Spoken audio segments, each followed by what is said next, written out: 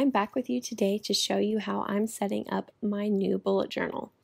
I went with this Leuchtturm 1917 official bullet journal edition notebook. It's the first one I've ever had of the official bullet journal edition, and I'm really excited to be setting up and using it.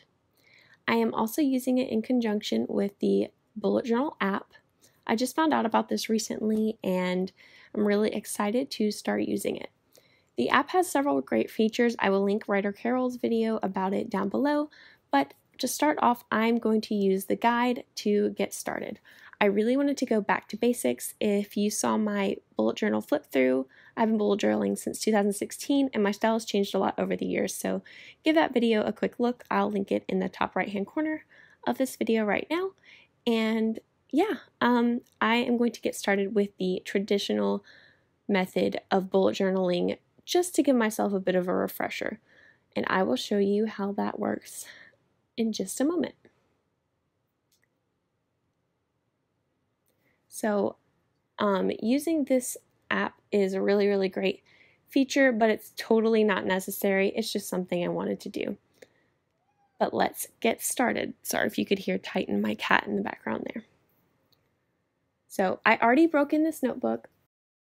Make sure you do that, otherwise the spine will be a little messed up, but you just open it up a few pages at a time, front and back, so that the spine didn't get all messed up.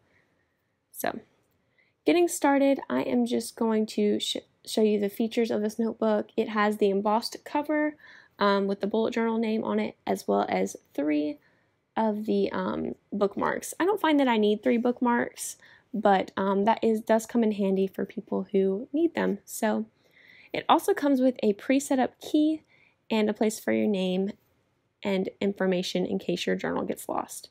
So I did pen tests and decided that the pen I'm going to use for this journal is this Papermate Gel pen in the .07 nib. I did a lot of handwriting tests because that's one of the things I found I don't like in my bullet journals is my handwriting, so I'm trying out a new gel pen rather than felt tips, which is what I was using previously. So getting started, I'm just going to write my name in here.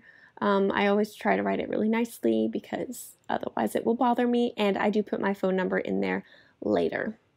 I just didn't want to share my phone number with YouTube.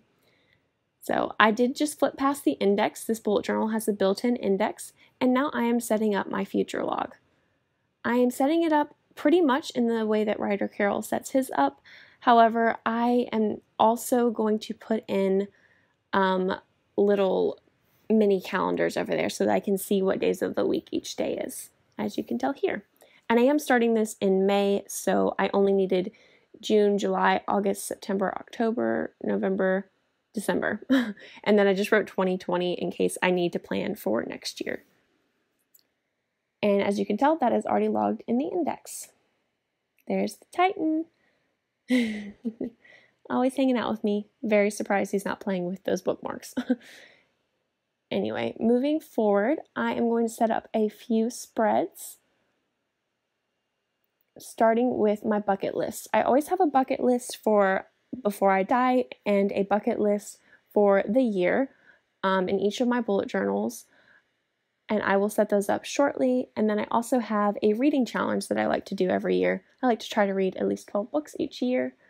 And then I just wanted to set up a wish list. I'm always keeping these notes in my phone of things I want to buy or things that YouTubers will recommend. And I find that list gets so jumbled, so I've decided to migrate that into my bullet journal. Moving forward, we are setting up the month of May. Today, and by today I mean the day I set this bullet journal up, was May 10th. So I am a little bit behind on that, but I was moving over from a previous journal if you saw my last video. Yeah, so I just set up using Ryder Carroll's typical method, the month of May, and then I have a spot over on the right-hand side for my May monthly to-do list. And simple dailies is what I'll be doing. Like I said, it's May 10th, which is a Friday, so I'm just writing down a few things that I did do today, and today was my niece Sophia's birthday, so I wrote that down as well, and filming the video right now, so put that up as well. And yeah, trying to keep it minimal. And I'm just going to index those few pages in the index section so that I can reference back to them later. I know a lot of people don't use the index, and I find it super useful. I hate flipping through not knowing where anything is, so I really like that.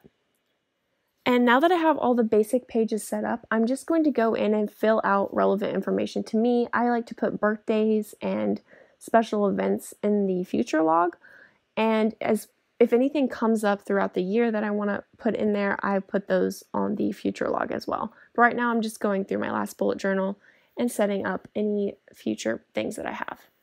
And here are my bucket list. I filled them out off camera because there was a few things I just wanted to keep private because they are kind of aspirations of mine.